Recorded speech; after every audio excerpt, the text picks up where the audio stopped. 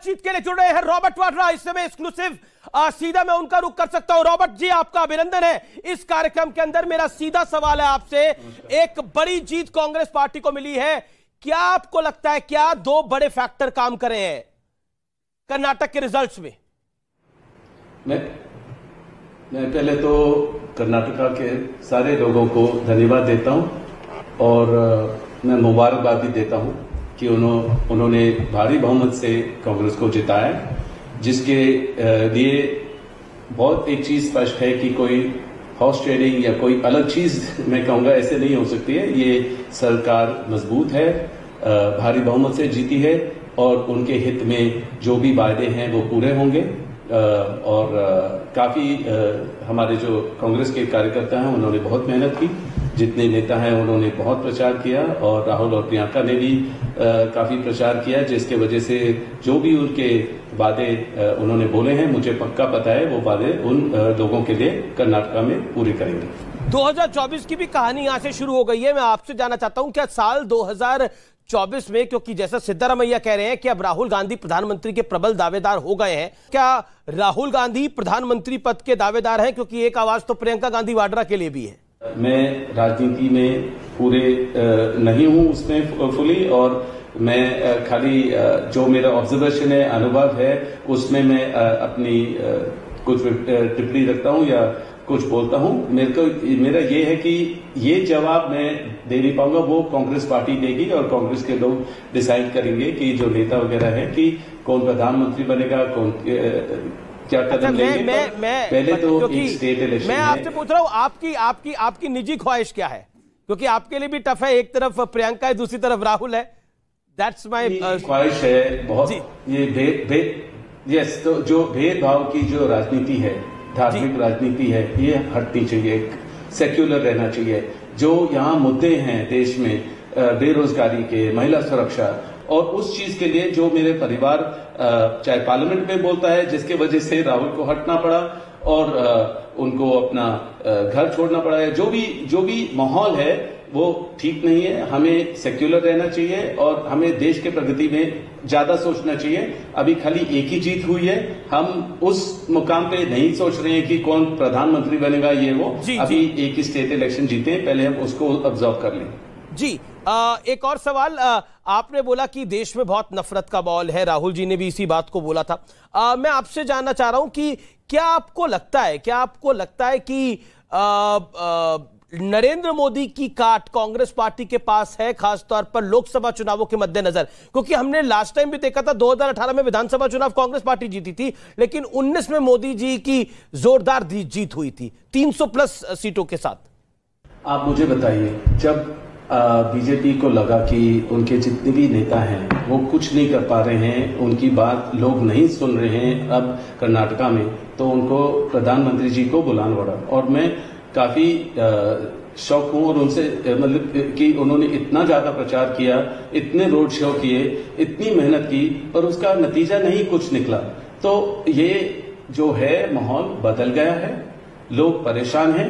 जितनी भी आप एजेंसियों को इस्तेमाल करोगे या परेशान करोगे और आप लोगों के हित में नहीं सोचोगे, उनकी सुनवाई नहीं होगी, तो ऐसे जो नतीजे काड़ा ये जवाब मिलता है लोगों के द्वारा जब इलेक्शन होता है, ये आपको सब स्टेट में दिखेगा, क्योंकि माहौल बदल गया है और ठीक नहीं है, नफरत है और जो भी है सामने दिखाई दे रहा है। इसके साथ यूपी नगर निगम और यूपी निकाय चुनावों के भी नतीजे आए हैं, वो भी ठीक ठाक इलेक्शन होता है। कर्नाटक जितना बड़ा तो नहीं है, लेकिन बड़ा इलेक्शन है। यूपी एक बड़ा स्टेट है जहां बहुत बड़ी जीत मिली है भारतीय जनता पार्टी को।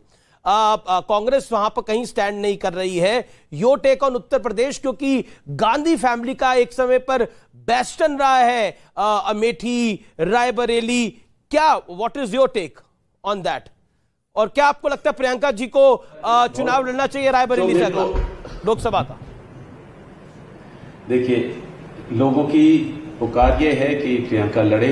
पूरी हमारी आबादी बहुत ज्यादा है, वो भी सब चाहते हैं कि प्रियंका लड़े। उनको लग रहा है कि प्रियंका में वो बिलीव करते हैं, उनमें होप करते हैं कि वो समझेंगे और देश को क्या जरूरत है, तो जरूर वो चाहेंगे कि प्रियंका वहां से लड़े, चाहे यूपी हो या कहीं से, पूरे देश भर में कहीं से लड़ सकते हैं। पर देखिए, मैं हैरान नहीं हूं कि हम किसी को कंपेयर कर रहे हैं कि एक जगह बीजेपी की हार हुई तो एक जगह ये यूपी में उनकी जीत हुई। स्टेट इलेक्शन जीते हैं, ये मैंडेट है लोगों का, वो बहुत बड़ी चीज है और मैं उनको मुबारकबाद देता हूं। जहां वो लोग जीते हैं वो अपना प्रगति दिखाएं, वहां अपने यूपी में प्रोग्रेस दिखाएं और जहां भी प्रोग्रेस होगा लोग उनके साथ सहमत रहेंगे और जवाब देंगे उनके हित में। बहुत सिंपल है।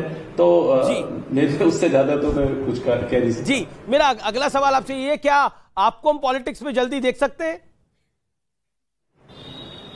देखिए, मेरे लिए भी जरूर लोग पूछते हैं और काफी लोग आते हैं मेरे दफ्तर के बाहर यहाँ कि अगर मैं पॉलिटिक्स में आऊंगा तो जो भी मैं अगर चैरिटी कर रहा हूँ या मैं अपना धार्मिक पूरा दौरा करता हूँ तो उनको लगता है कि मैं अगर पॉलिटिक्स में आऊंगा तो अपने बड़े पैमाने पर अपना काम कर पाऊंगा और जो भी मेरे ऊपर बेबुनियाद इल्जाम लगाते हैं और एजेंसियों के द्वारा और हर चीज मैं अपनी बात रख पाऊंगा, क्योंकि मेरे को एक पॉलिटिकल प्लेटफॉर्म चाहिए होगा। क्योंकि मुझे हर चीज, जब भी कोई इलेक्शन होता है तो रॉबर्ट वाड्रा का नाम इस्तेमाल होता है और उसके बाद फिर से सब कुछ शांत हो जाता है और इतने सालों में कुछ उनको मिला ही नहीं है। तो मेरा मतलब है कुछ अगर गलत हुआ ही नहीं है तो मिलेगा क्या। तो अगर जरूर मैं जब भी वो मेरी बात करते हैं तो मैं उसका जवाब देता हूं, पर अगर ये हमेशा राजनीति में मेरे को खींचते रहेंगे तो अगर मैं पार्लियामेंट में आऊंगा मुझे लग रहा है कि मेरी बात और सुनवाई तो मतलब आप पॉलिटिक्स के अंदर आपको लगता है कि अगर आप पॉलिटिक्स के लिए आएंगे तो फिर तो आप कहते हैं कि आप पॉलिटिक्स में आएंगे, पार्लियामेंट में आना चाहेंगे। अगला सवाल मेरा बनता है, आपने बोला नफरत है देश के अंदर, तो यूपी में बीजेपी जीत रही है तो नफरत नहीं है, कर्नाटक में हार रही तो नफरत है। ये इस सवाल का जवाब क्या है सर? मैंने कभी ऐसे बोला ही नहीं है कि यहाँ नफरत है या वहां नफरत है। नहीं, मेरा सवाल है ये, आपने नहीं बोला। ये सवाल मेरा सवाल है ये सर आपसे। नहीं, पर मैं आपसे पूछूंगा, आपको लग रहा है कि हमारे देश में महिलाओं को सुरक्षा की जरूरत है और उनको वो सुरक्षित महसूस करते हैं? आप उनको लगता है कि बेरोजगारी की कोई कमी है हमारे देश में? तो मतलब कि मैं देश भर की बात कर रहा हूं, मुझे कोई इंटरेस्ट नहीं है कि एक स्टेट में जीत है और एक स्टेट में हार है। आचार्य प्रमोद कृष्णम आप ही के नेता हैं वो, कुछ कहना चाह रहे हैं आचार्य जी? जी रॉबर्ट जी।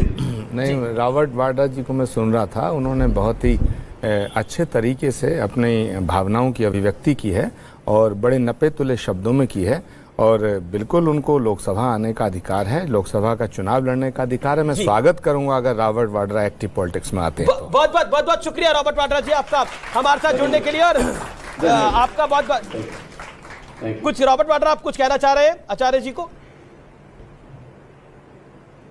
मैं धन्यवाद देता हूं और सही समय पे अगर लोगों को लगेगा कि मैं कुछ बदलाव ला सकता हूं, कि उनके क्षेत्र में कुछ प्रगति कर सकता हूं और अगर फैमिलीज अगर मेरा परिवार उसमें शामिल है, मतलब वो खुश होते हैं, तो मैं जरूर वो कदम लूंगा। धन्यवाद जी। शुक्रिया आपका बहुत बहुत हमारे साथ जुड़ने के लिए।